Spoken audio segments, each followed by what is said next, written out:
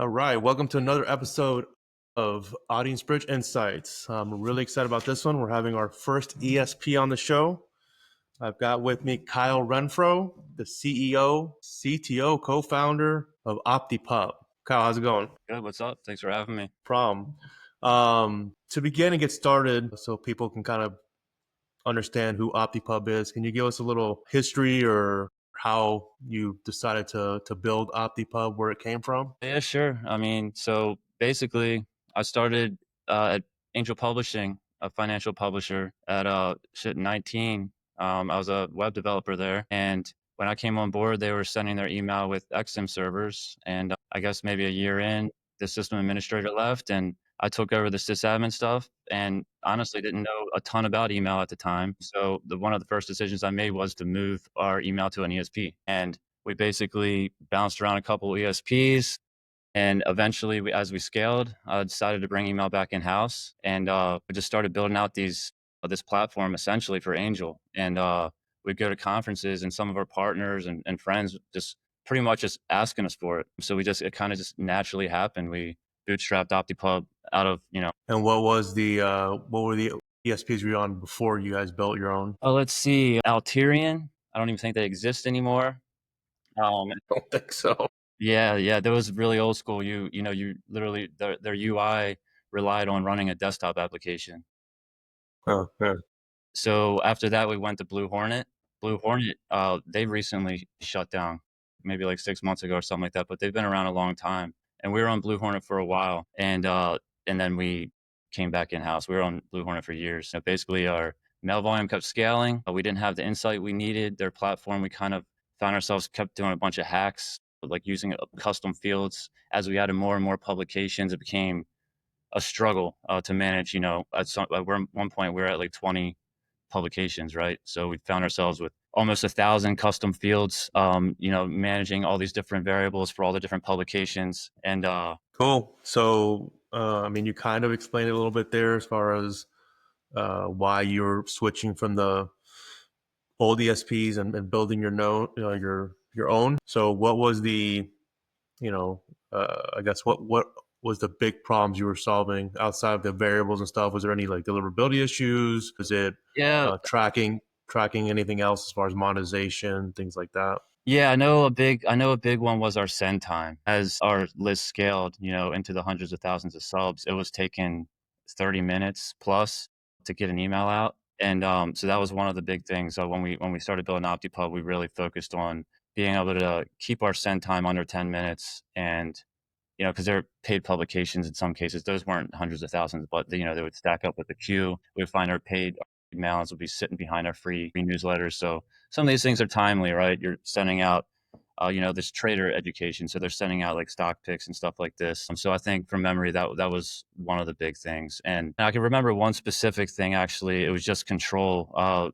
We identified a bug in Blue Hornet's platform, which was basically when we were syncing data, random data, they would tell us the data was synced, give us a 200, say, hey, worked successfully.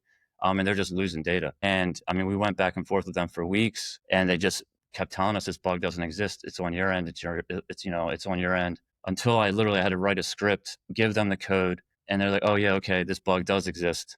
So it was just a real struggle and kind of They frustrating. were losing actual subscribers. It wasn't actual subscribers, but it was subscriber data attached to it, specifically status, right? So we were updating somebody from active to inactive, and the way we were doing that would we have pub code status, a separate field for each publication. And yeah, so people were essentially unsubscribing and staying active on the list, or vice versa, subscribing and staying inactive. So obviously that's a big deal if you're trying to unsubscribe people, Right. and they're saying, hey, okay, we updated it, and then the segment is still including them. So that was the main issue there. But yeah, ultimately, I think it was just the whole control thing. That's always been our thing. And even outside of email, we've been through some stuff with, credit card processors. Hey, you got to get a new credit card processor in 30 days, stuff like that. So we've always been, we've learned the hard way that the more control you have, over your stack is usually better. Cool. With that being said, let's talk a little bit about the infrastructure and deliverability that you guys have going on over at OptiPub. What does your sending infrastructure look like, kind of under the hood? Are you guys running some shared IPs or SMTP hookups, or you got your own dedicated IPs sending through MTAs? What does that look like? Yeah, good question. No, we're fully, we run our whole stack. We own the whole infrastructure all the way down to the IP ranges that we have. OptiPub owns those IP ranges. We own the MTAs, physical servers that we host in our own data center space. We're running eCelerity MTA, but going all the way back then, we're out of Baltimore, Maryland. And when we were choosing on MTAs, we were looking at both Power MTA and eCelerity at the time. eCelerity won out primarily because of something called adaptive delivery. They had a patent on it, and it's essentially an automation that will listen to bounces coming from MTAs and automatically throttle how many messages they're sending per hour, right? Which had a huge impact on deliverability. And it was just one thing we didn't really have to think about as much. The MTA actually would take care of that for you. So yeah, we're running eCelerity still. We have a perpetual license through them. Was Message Systems. That was back there in Columbia, Maryland. They were like 20 minutes away from us at a time. So that was awesome too. Then Message Systems they ended up building their own ESP. You might remember Spark Post. And then that was before MessageBird acquired them. And then they kind of went, it's a European company acquired them. And they kind of lost sight of their MTA platform and just went the ESP route instead. So essentially, the MTA we were using started competing with us. And yeah, so we're still running Celerity. We're actually working on and soon we'll be migrating a lot to Kumo MTA, which I talked to you about some. Yeah. Built by a couple of people from Message Systems, some OGs from Message Systems. Their dev actually, ironically, he's the guy who built out, I believe, adaptive delivery. So yeah, they're pretty solid. So that's our plan there is to go to Kumo. But yeah, Nice. And we entire infrastructure. you were telling me they were open source too? Yeah. Well, eCelerity is not open source; they're proprietary. So that's one of the issues. Is we have a perpetual license, but we're still paying them yearly for the licensing, and they kind of stopped. Like I said, their priority shifted, right? So Right. So they're putting most of their effort into SparkPost and into the ESP side, and kind of went another direction. So Kumo is that's open source, so that's going to be a great thing. I think if you flash forward 5 years, you're going to see a lot of people on Kumo, if I had to guess. got it. So eCelerity, you're saying probably they're just more like maintenance mode and they're not really making any upgrades, updates, and not releasing anything new. So Yeah. cool. As far as your general deliverability philosophy, is it aggressive pruning of lists? You go engagement based routing. Like, what are your thoughts on? I mean, yeah, definitely aggressive pruning. I mean, which is kind of just the same thing as engagement based, I guess. Yeah, I mean, just not sending to, I guess you can kind of say prioritizing quality over quantity, which is even more important, as you know, nowadays, where, just no sense in building up your list with a bunch of people that aren't engaged, so yeah, definitely keeping your list tight and engagement based, I guess. And then, how do you guys support your clients when they are having inbox issues? Yeah, good questions. Multiple ways. So all of our clients, they have a dedicated Slack channel with us, and myself and my team, we're all in there. And go back to October of 2023. Actually, a couple of months before that, we started building out an application called Postmaster Plus. So that's integrated with Gmail Postmaster tools, look SNDS, Validity. If your IPs are certified with Validity, we also pull down that data. So all of our clients, we give them free access to Postmaster Plus too. So, that's like a compliance deliverability application. So we use that to monitor our clients' deliverability. We usually know about issues before they do. So we'll communicate that with them in their Slack channel. If they're ever seeing any issues, they'll obviously hit us up too. But yeah, we monitor their campaigns as well. So by domain. So if we see anything that looks kind of off, we'll reach out and ask them, hey, have you changed, you started adding any new names from some new sources, or did you change your segmentation? We work pretty closely with our clients on that front. Cool. The let's get to the juicy stuff here. I was probably one of the first people to start like pushing this info out or publishing this stuff more, I guess you could say, mainstream, where people didn't really know what was going on. But the good old atomic bomb that Yahoo dropped earlier this year, where Yeah, they changed their algorithm a little bit, they did some things, and then caused major delivery problems across all different types of industries. I mean, obviously hit the finance space very hard. yeah, I talked to, I had actually on my first podcast, Matt Paulson, and we kind of talked about that a little bit. It obviously hit a lot of the we'll say the affiliate newsletter people, sending out a lot of affiliate offers Still within their is. lists, as well as just regular newsletter publishers just sending out content. I even see it got hit on some of our stuff that was just pure content plays. So, and I know we talked about it, and then you did deal with this, and we had some good conversation. But can you share kind of that? What that looked like for you guys and how you were dealing with it, and then how you guys are, where you guys are at now, how you guys kind of worked your way out of it. Yeah, yeah, you're right, it was definitely a a big event. I mean, you couldn't really go on any platform and not see people talking about it at a certain point. I mean, and to be honest, I mean, it's still an issue with some people, you know? Primarily, it was down to engagement. That's where we saw the most success is really tightening up engagement. And, you know, I read your blog post back then, and I know that you recommended you just really, really tighten up and then loosen back out. And that's essentially what we were doing too with our clients. I mean, we brought them down to even in some cases like 14 days, engagement, and kind of just saw where they were sitting and slowly, you know, brought it out. But it was interesting though because, you know, initially you were just getting all the 400 bounces, and you know they just weren't accepting your email at all. So, like I was talking about adaptive delivery, our MTAs were just backing off, and queues started going kind of crazy. I just have millions of messages sitting in queue, retrying. So, fortunately, I know the Yahoo Postmaster, so I was definitely bothering her a lot. She was great. So basically, I think it took a couple weeks, and we got through the bounces, but you know, then they're accepting the email and putting it in spam. So it's kind of like two separate issues, and that still is going on in some cases for some senders if they're just haven't been aggressive enough on the engagement and just you know, but yeah, I mean, to be honest, there was a lot of theories out there. I think everybody kind of had their own theory of what was going on. Hey, they flagged affiliates, or you know, we're sending certain partner offers that they don't like. But for us, ultimately, it was just about tightening up engagement, you know? And I think some of it was post, you know, getting SPF DKIM and DMARC required. They were able to do that because, you know, before DKIM and DMARC were total requirements, they couldn't entirely isolate their senders. So once they had that in place, they were able to really to crack that down. But with that said, I mean, you know, some of our clients, they're validity certified, and one of the benefits of that is you get Yahoo inbox placement data, like true inbox placement data, you know, not seedless based. Um, and we're actually have higher inbox placement at Angel than we did before the thing happened. Like, I mean, That's awesome. we're averaging like 70 or 80% inbox placement before, and now we're hitting the 90s. So we're considering high rep, you know. Um, Some good but that, moolah for the clients.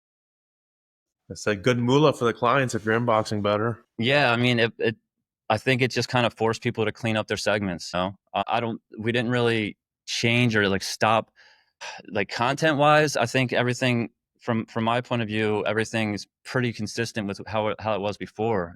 Just it was really for us down to the engagement and tightening up engagement and just you know, getting pretty aggressive, like even still staying at 30 days or 60 days. You know, the client I was referencing that's got 90%, they're out at 60 days and still seeing high inbox placement. So I think it's case by case as usual. There's no like blanket rule.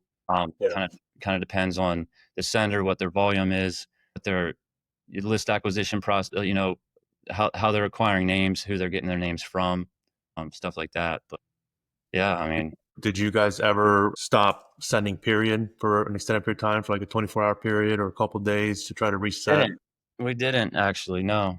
We just really tightened up the segmentation, and fortunately, I mean, I think having that contact was helpful, because, you know, she was able to mitigate, and we would see immediate, I mean, difference, you know, the 400 bounces slowing down, and then they would kind of fire back up again, and we would reach out again, and we just kinda it was kinda just like a loop, you know, and it got to the point where, I mean, we haven't seen any of those bounces in quite some time unless we're warming up a new IP or something like that. Awesome. And so let's talk about what makes you guys different from some other ESPs. How's OptiPub built differently than traditional ESPs like Sale Through, Active Campaign, or Mailchimp? So one thing would be we're publication based, right? OptiPub, you know, optimized publishing, but since day one, we've been publication based, and kind of going back to the Blue Hornet thing I was talking about, There's no concept of that, right? So we found ourselves in order to keep track of, at like, subscription statuses, we were just kinda manipulating custom fields, right? Like, we literally just have the pub code underscore status 25 times, and that's how we were doing our segmentation by manually matching on field values, like status is active or status is inactive. So right out of the gate, we everything's publication based. Everything's isolated by publication. A publication just being, your list. So I think that's one thing that's pretty different, at least back then.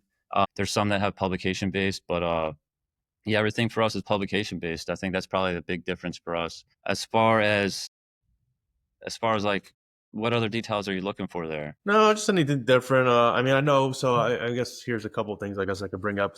We did have a chat a week or so ago, and you kind of walked me through, gave me a little demo of the platform. I think a big part of it is the way you guys have your monetization kind of integrated within the platform. You also manage landing pages and different things.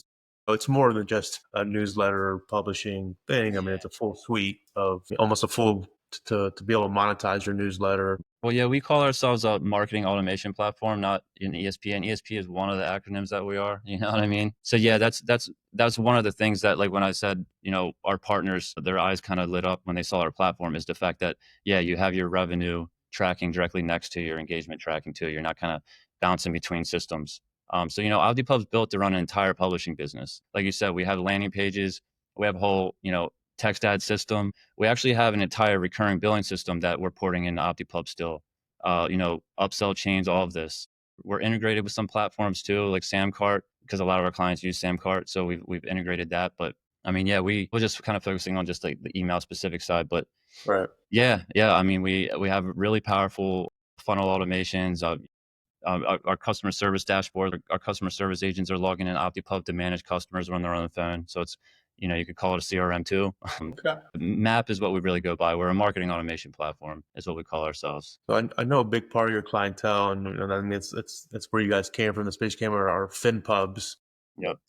Are there any other types of niches or styles of mailers that may be using OptiPub? Yeah, so naturally, most of our clients are FinPub. We haven't spent a dollar on marketing yet, so, like, all of our clients are word of mouth. So we do have a couple political newsletters as well, and we also have a couple SaaS applications. So we're not tied down to FinPub. We can run any business that sends a lot of email or SMS, or any marketing business, publishing businesses can use our platform. But yeah, naturally, we most of our clients are FinPub for sure. Got it. And as far as like if someone moved over to OptiPub, like what does the migration process look like? Is it smooth? That's Is it very hands on? Well, hopefully it's smooth. Yeah, it's very hands-on too. I mean, so like as I mentioned, we have a Slack channel. So the first thing we do is we give a client like an onboarding form, and they tell us who they want in the Slack channel. We get them in Slack, and excuse me, we do all the DNS management as well. So rather than having them, set up their DKIM records, stuff like that, we just have them delegate a domain or a subdomain to us, and we have a lot of automations in place. We have a whole separate another application we call OptiPub Manager that we use to manage our deployments and our sending domains, our MTAs, everything. But it's super white glove. We help give them a custom warm up guide. We help them pull in their templates, from their external system, help them set up some base segmentation. I mean, it's if you've been an OptiPub before, you could totally do it all on your own, but we kind of use it as an opportunity to find and fix mistakes also. So a lot of times before somebody even sending, we've already sometimes fixed a platform issue that they've had. Like recently, a client we just are onboarding, they are running into the unsubscribe issue, right? So Yeah. because of Postmaster Plus, we'll have them set up Postmaster Plus, connect their Gmail Postmaster tools so we can see all their message history and stuff like that, or reputation history, and kind of go from there. Yeah, it's definitely super white glove and hands on. Absolutely. And I mean, you just talked about when with the whole Yahoo issue that happened, and you were able to kind of reach out to Yahoo Postmaster as an ESP.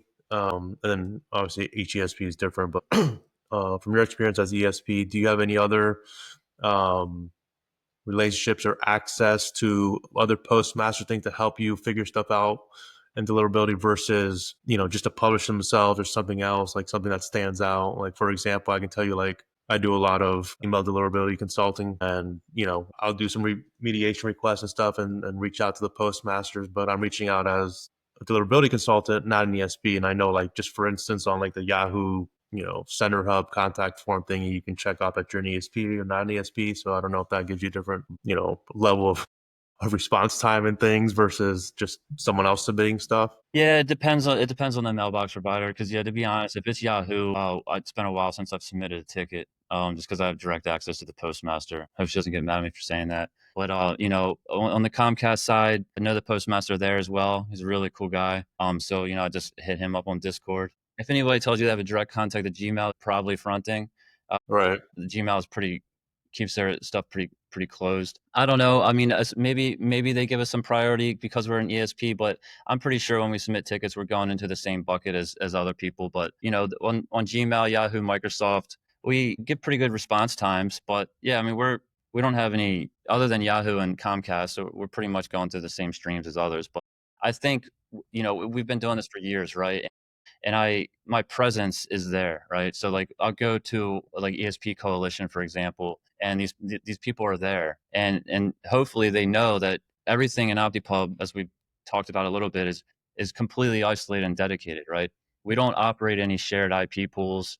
Everything is dedicated. All of our clients are sending enough volume to sustain dedicated IPs, right? We have them all in the dedicated domains. So when we talk about that publicly, so you could probably argue that they keep track of ESPs and they know which ESPs are allowing shady senders onto their platform or not, right? I'm very Yeah. vocal about that.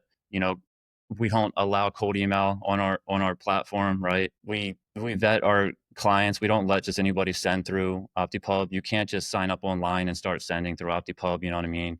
We don't have we don't need a dedicated abuse department to identify these things because we work so closely with our clients. So I think that stuff shows, and naturally, I think you're going to get better responses based on where you're coming from in that sense, right? Yeah. Nice. I mean, Gmail, you definitely, there's no direct contact to them, but they're the most transparent out of all the ISP providers as far as like what's happening with your stuff, right? With Yeah. Postmaster tools, they're giving you, even though they don't have a traditional feedback loop like you would think of for other people, so that the complaint is showing up in your, I guess, ESP or whatever. But they give you the history, what your reputation, what they think your domain's currently at, what your IP reputation's currently at, feedback loop IDs to show you which campaigns are causing issues and all that stuff. So I wish everybody was like that. Be like, even like the Yahoo, when this Yahoo thing happened, if it would tell you like this is the problem, it'd be Yeah. nice. Be helpful, right? Yeah. Try to figure it out. But I'm hoping. I mean, they built this whole sender hub thing, which really doesn't do anything, in my Well, opinion. At the time, it's just yeah. really you're verifying domains that you have access to and stuff. But there's not much on the reporting side. I mean, they got the Yeah. feedback loop, obviously, but as far as like your reputation stuff. I mean, at least Microsoft, SDNS is giving you back IP based, ratings or reputation that you can use to help stuff out. So I don't know if you've heard anything from any contacts at Yahoo on the dev side of thing, if they are looking to anything that they may be coming out with on Sender Hub in the future, or Yeah, so I mean, actually, just a couple days ago, I mean, and full transparency that we've been waiting for a while here, but yeah, Sender Hub is basically just a FBL management portal right now. But the data is there. We reached out and we were told that unless you're sending a billion plus messages a month, that's not even accessible to you. Again, with the exception being if you get your IP certified through Validity, you can get Yahoo inbox placement data and complaint data. It's nothing like Gmail Postmaster tools. But Marcel Becker, he's I don't know what his title would be over there, but I guess like a head product guy, head email guy, he probably calls himself over there. He just a couple days ago told me to keep an eye out on Yahoo's blog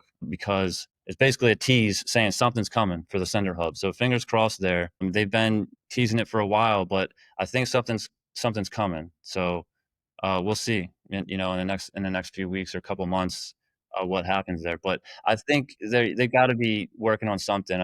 You can see they just are consolidating at AT&T merged into Yahoo. Most yeah. recently, Xfinity and Comcast merged into Yahoo. So I feel like they just as they take on more of these domains, they have more and more responsibility. I think, in my opinion, to give us that data. And It's Right. pretty clear that's their plan with Sender Hub. That right now is just the FBL complaint loop thing is just all they can really offer right now, but I'm pretty positive we'll see something soon there. Yeah, I actually just looked this morning, and all the domains are now migrated over to Yahoo from AT&T, except for one, web dot AT&T, the weird one that probably no one even uses.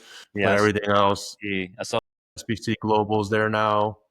Obviously, AT&T, Bellside, everything's over there now. So, yeah, they're making up obviously a major play in the email space. Yeah, the last week or two, they've had a couple outages. So I mean, maybe it's related, maybe it's not. But whenever I see outages, I'm like, oh, maybe they're working on something. Yeah, I'm sure it is. Is the whole migration of all these other emails and stuff? Who knows what they, an accidental hiccup on bad Yeah, right. import or pipe or something that they mess up on trying to do something. Yeah, so keep an eye out on the Yahoo blog. I'm sure we'll write about it as soon as it happens. On the Postmaster Plus side, we're just waiting. Hopefully, it comes with an API because we're going to integrate it right away. It's be great to have. We already got Gmail and Microsoft in there. Yahoo's just kind of lone child. To give some of the listeners a little insight, we've been talking about a lot of this, Postmaster and reaching out to some stuff. What stuff? Like we said, a lot of deliverability is just comes to engagement, managing your list, making sure your list's clean, getting rid of people that aren't engaging, only sending to the most active people, things, all that stuff. Not stuff that a publisher or someone can handle on their own. And obviously, if they see like their domain rep, they tighten up their segments, and there's stuff you can do. But what are things that happen on an ESP side that an issue that a publisher not going to escalate that you might have to escalate to Yahoo or something, like you're saying, Yahoo's not having emails aren't going in, right? They had a downtime, an outage. Like how does ESP handle that? Well, honestly, just like any other bounce, the recent outage is just a 400 bounce, a temporary transient failure. So the message was like resources not available. So the way our MTA handles it is it's just going to wait and it's going to retry. And then if it gets a bounce again, it's going to wait a little longer and retry again for a couple days, until it'll actually permanent fail. So unless they have like a really long outage, which we haven't seen, it doesn't, it's just going to delay your messages. You're not actually going to lose any messages. Yeah, I saw some people kind of freaking out when that was happening, like thinking it's going to like impact their deliverability in some way because their open rates are going to be down. But no, because they're not getting the messages in the first place. So that's MTA's, email. That's one thing that's great about email. It's super resilient. It's been around for a long time. So these systems are put in place for a reason. So kind of just let the MTAs do their thing. Obviously, you watch your queues because if it happens long enough, your queues might start stacking up. So that could, you could maybe have a kind of cascading issue if your queues were to stack up too much. But from our point of view, we just kind of let it the MTA do its thing. I had a note here to ask you about how do you protect your customers' reputation stuff, but you kind of explained it already because everyone's on their own dedicated IP, everyone's on their own dedicated domain, so everyone's basically totally isolated. Yeah, they have their own servers. They have their own servers and queues too. So if one client's queue backs up, it's not a situation where, hey, our queue's backed up, so one client's waiting on another client to deliver. It's isolated across the board for that reason, right? So that way, if one thing goes wrong for one client, we don't have to worry about another client getting messed up. So on getting into like engagement and things of that nature, after the iOS 15 update and MPP, mail privacy protection, all that stuff. Obviously, open rates are shaky is not even a good word. They can't really be necessarily validated on an initial thing. You have to do a lot more behind the scenes to try to see what's real open versus a fake open or versus a bot open or a security open or whatever the damn open is. And I've always told people that I don't really care about opens as much. That I'm just using open rates and stuff as a baseline. Yeah. Obviously, every niche is different. Every list is going to be different. And if you can't say like, oh, you need to have a 60% open rate or 30% open rate for you have no idea. So I've just always been using open rates as a baseline of what looks like normal deliverability for a client, right? Like if they're at 45% consistently, then that's their baseline. And obviously, if you see something go down in the 30s, there's something's an issue, and then that's when we start looking. Do you guys, as far as your metrics go, transparency wise, do you guys is your opens remove the MPPs? Do you have things that some other stuff that you're doing to try to, I guess, codify what an actual true opener could be, based on like an open happening within, 1 second of a delivery. We know that's obviously not going to ever happen. So kind of removing those people. And if they open again, maybe that's a sign that they are a true opener. Do you guys have anything in that A little. aspect? Yeah, we do. We can identify MPP opens. I totally agree with what you said, by the way. But yeah, some people go too far and kind of say, "Oh, who cares what your open rate is?" I don't agree with that because, like you said, it's kind of like a baseline thing. Because watch your open rates when your Gmail rep goes down from high to medium or medium to low. You'll see it. That it drops. It is a metric in that sense. But yeah, it's more like a baseline thing. And opens are really hard to detect the bots on. I mean, almost impossible in some cases, right? So honestly, we don't do a ton there because, in my opinion, it's not really worth it. On the click side is where we try to focus, right? And more so on like website visitors and using any other metrics you have that's outside of that to really gauge your engagement. But on the clicks, you can identify the bots a lot easier. But some of them they're trying not to be detected, right? Faking their user agents. They're purposely not hitting it right away. But most of the clicks, they're security bots. So some of them are just straight up tell you it's a bot. Like Barracuda, they have a user agent that straight up says it's a bot click. So we identify what we can on the click side. We keep track of data centers. Most of the big ones, they'll make public their IP ranges. So we keep track of all those in our web application firewalls, and we'll automatically tag our clicks as they come in as a data center click and what data center they came from, stuff like that. But it's not there's nothing perfect that's going to identify Right. 100% of the bots. But yeah. I mean, it seems like you guys are definitely on the forefront, at least the top of it, going, as much as you guys can do to get true data for your clients. Yeah, we still have work to do. I mean, but it's especially on the click side, it's important, and we try to tell our clients, a lot of clients will be using these like one click opt-ins, and it's like, dude, you're just adding bots to this thing, assuming that a bot clicked it or a human clicked it. You know what I mean? Like they didn't actually subscribe, or even worse, we've seen people with one click unsubscribes, thinking that the one click unsubscribe means, hey, the link in my email needs to just be one click, and they have bots just following the links and they're unsubscribing people. Right. So it's you got to be careful for sure. As far as let's talk about some features here. What's the most powerful feature for segmenting, segmentation or automation or engagement optimization within your platform? Most powerful feature for segmentation, our dynamic segment tool is super powerful. It's basically a database query builder. You can segment on anything from the basic stuff like opens and clicks, but we also have full campaign management, and like you noted, we have landing pages. We host all that too. So you can build chains of landing pages in OptiPub. So you can segment based on, hey, they landed on the promo but didn't click continue to the order page. We also have like video hosting through Wistia, so you can track, hey, they didn't watch the entire video. It's like, let's see, we also have a whole partner management system. So these campaigns are tied back to partners, so you can segment based on which partner slash affiliate this name came on from. So yeah, I mean, it's our segmentation is super powerful in that sense. Uh, You guys experimenting with any AI?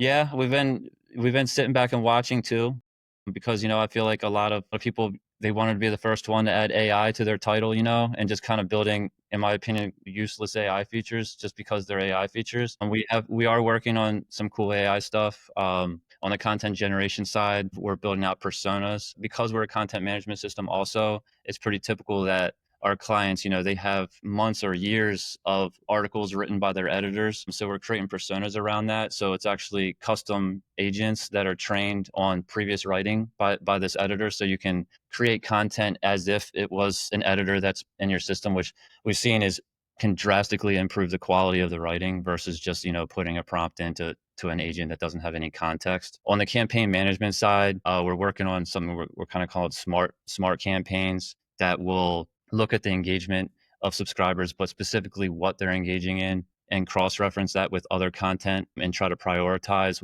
what campaigns they're seeing based on what campaigns they previously engaged with. So just like a social media platform would, if by seeing what you stop scrolling on, try to give you more of that type of content, stuff like that. AI, as far as just on the segmentation side, basically being able to automatically build your segments with the AI prompt, right? So say, for example, instead of dragging and dropping, clicked in the last 30 days, domain is Gmail, and also visited this order page, you could just say 30-day clickers from Gmail, and it would just basically auto build your segment for you. But yeah, we're doing a bunch of stuff with AI, but like we've been kind of playing slow with it and make sure that it actually adds true value before we put it out there. Nice. So obviously, you guys, uh, you know, have a lot of FinPub people, and so a lot of the stuff is driving people to financial offers and all this stuff. So on the monetization side, ads, gated emails, even affiliate, native ads or drops or whatever you want to call them. How do you help balance that without the list or burning out the list or hurting deliverability with possibly using third party offers or not? Well, I mean, we obviously monitor their complaint rates and stuff like that, but back to on the segmentation side, we have the ability to basically you can segment based on if they've seen an offer before. So where we can auto rotate content based on what they've been exposed to, which can be big. So you're not just blasting the same thing to everybody, as they come on. If they've already seen this offer, if you know that they've watched the video, hit the order page multiple times, maybe you shouldn't send them that anymore. So we have that built into our segmentation. So you can kind of segment based on what specific campaigns they've seen or even what partner they've seen, or even, if you want to get down to it, what landing page they've seen. But that might be a little bit, you know, pretty granular to try to manage that. But yeah. I think you brought this up already earlier. I have a thing here. Do you support revenue optimization tools like dynamic ad insertion, affiliate integration, or ad tracking? Yeah, yes and no. I mean, we're working on more of it on the dynamic side, but we actually have a whole text ad system in OptiPub. So you can load your text ads in and they'll auto rotate, or you can drop them into the emails, into your autoresponders, or into your websites as well. So on the AI front, that's kind of what I was just talking about, where we're working on tracking what signals we have of things that they would be interested in versus not be interested in.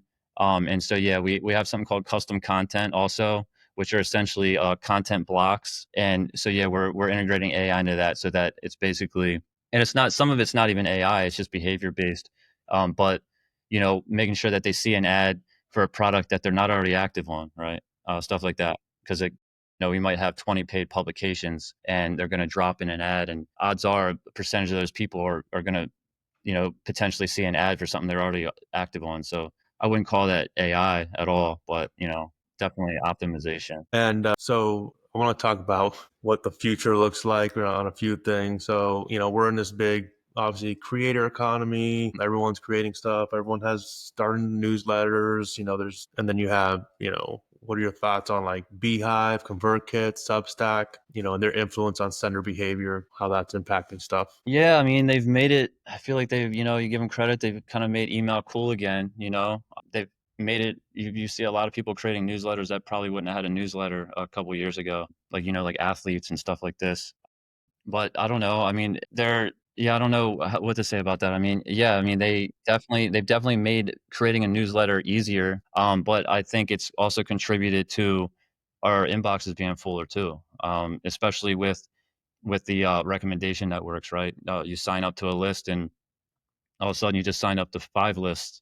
So it's flooding the inbox, I think, a bit. Um, but and depends. I mean, I guess you Substack, I think, is unique out of those three, in a sense, because it's more so like they're kind of turning into more of like a social platform, in my opinion, than the other Right. two, right? But Yeah. yeah, I mean, Which kind of defeats the purpose of having a real newsletter. right, yeah, they're you're not owning your audience in that sense, right? Right. But, it's interesting because, some of them call themselves email service providers, but if you ask me, they're not ESPs, they're service provider is a pretty important part of ESP, and a service provider, in my opinion, actually owns the infrastructure, and, is sending the email themselves, right? Guess you can kind of call them ESP wrappers in a sense. Right. Yeah, yeah. I mean, they're Yeah, all using some sort of SMTP like SendGrid or Mailgun to send all yeah, their emails from and manage all the IPs and things like that. What I find crazy is, I mean, just between Beehive and ConvertKit. I mean, there's tens of thousands of accounts on their on their platforms. Obviously, a majority of them are going to be very small, under 500 or 1,000 subscribers on their list, I would assume. But just that amount of volume of people and accounts, um, is crazy. I don't know. We'll see what happens as far as that goes, but I know that's another uh, tens of thousands of people, knuckleheads that you got to make sure aren't messing up deliverability. So on their side, as the ESP, we'll say wrapper, like you said, having to manage that whole thing, with all their shared IP pools and all the stuff to make Yeah, sure it's things are. interesting. And they're, they're sending over, or at least in some cases, like sending over a shared domain too, not just IPs, which is interesting, because I know mailbox providers, kind of the whole point of enforcing DKIM, DMARC, whatever is, to isolate a sender, So it's like you Yeah. have all of these senders sending over the same from domain. I'm really curious what the mailbox providers think of that and if they like it or if they don't like it. And, I've heard, yeah, I know that they'll restrict what you can send, like if you're on their shared, you can't send dedicated promos, stuff like this, or you can only send a certain ratio, like one promo for every whatever amount of non-promotional content, stuff like that. So that kind of goes back to, I'm a huge fan of owning your reputation, right? Having dedicated IPs, dedicated domains, you have more say in what you can do. And being the ESP yourself, you also have more say in what you can do. I mean, going back a few years, like especially in FinPub, part of the thing is always being on the cutting edge for like investment opportunities. So I know we had people coming to us because they couldn't send email about like marijuana stocks, for example, but stuff like that. So I think that just all goes back to having that shared infrastructure. They kind of have more or less leniency Lions. and more. Yeah, exactly. They have to deal with keeping everybody, the whole pool happy. They got slick features though. They built them good. I mean, my Audience Bridge Insights newsletters on Beehive, but that's Yeah, it's a just good platform. small. It's just a small little guy. Yeah, that's what we say. It's like, when if you outgrow one of those providers, that we're here waiting for you. Or especially if you're running multiple publications is when we have a lot more value because you can easily cross promote between your publications and stuff like this, and you can see, all of your metrics across publications, not isolated by publication, stuff like that. And then, what's one thing you think as an ESP or ESPs in general will need to offer in the next 2 years to stay relevant? I think you touched on it some, is which that some of them are doing, is really getting the whole picture, right? Of being a full platform, like having your revenue and engagement all in one, and being able to have your automations. And as I think clicks are going that way too, as the opens and clicks become less reliable, it's like you need other metrics to segment off of and trigger automations off of and stuff like this. So I think integrations and the more data you have to be able to segment off of and automate is going to be big. And Yeah, I think there's. I mean, I'll give credit to Beehive. I think they're doing a good job on the reporting, on the subscriber reporting side. And this is more, just we'll go with like a long form newsletter, B2C kind of person, not someone who's actually really sending out, not a performance marketer, someone sending out trying to get conversions on sales and stuff, right? But when I've talked to, I mean, hundreds of people, I'm like, so how valuable is the subscriber to you? What's the lifetime value? What's the average length of engagement? Like how long are they actually on your list, an average, by source and stuff? And no one knows donkey dick about that. Everyone's just freaking clueless, So and that's the biggest thing. Like I don't know, just I got a feeling in my gut that it's working or it's not. And I'm like, oh, that's good. But Beehive has that whole cohort analysis. I don't know if you've seen it, yeah, but kind of tells you how long, like based on what month they came in, how engaged that person is. You can kind of break it down by source too. You can type in the source and show you that. So I think that's a great feature, and I think that's something. It goes back to like your whole thing you just said about tying in the monetization, so you can see the value and what people are doing. They'll probably do that at some point too. I would assume they're trying to implement everything over there, but being able to show the publishers the actual value of these subscribers, especially when you're starting to spend a lot of media. you got to know that, right? You got to know what sources are performing, which ones aren't. So I Yeah, think that's going to definitely. be a big Yeah, it's funny because they're integrated with Stripe, and it feels kinda stripey in there. Their UI, it's like it's similar reporting features, so right. yeah, it's pretty interesting. I think that's something we haven't really touched on much, but on the credit card processing side, I mean, I personally have dealt with issues with Stripe. There's a dedicated Reddit on Stripe, people having issues just getting dropped like this from Stripe. AI fraud features just closing accounts. So I think having redundancy there is crucial. I mean, at least in certain industries, being able to have multiple credit card processors and doing that in a way that's not a total pain in the ass is at least for a marketing platform is going to be valuable too. That's something that we've just learned the hard way. Like I said, at the very beginning of the talk, is it's a scary thing hearing from your credit card processor that, hey, you have 30 days to find a new credit card processor. You know, The worst is what I used to say is back in the day, I actually built a penny option website called Snaglow, and we grew up pretty big. It was doing well, but I remember one of our payment options was PayPal, and then they would hold a ton of your money in like escrow almost, and not let you touch as like a fallback in case chargebacks or whatever. So they have there, so they're holding like $100,000 of cash just sitting there, and it's kind of brings me back to that when you were talking about that.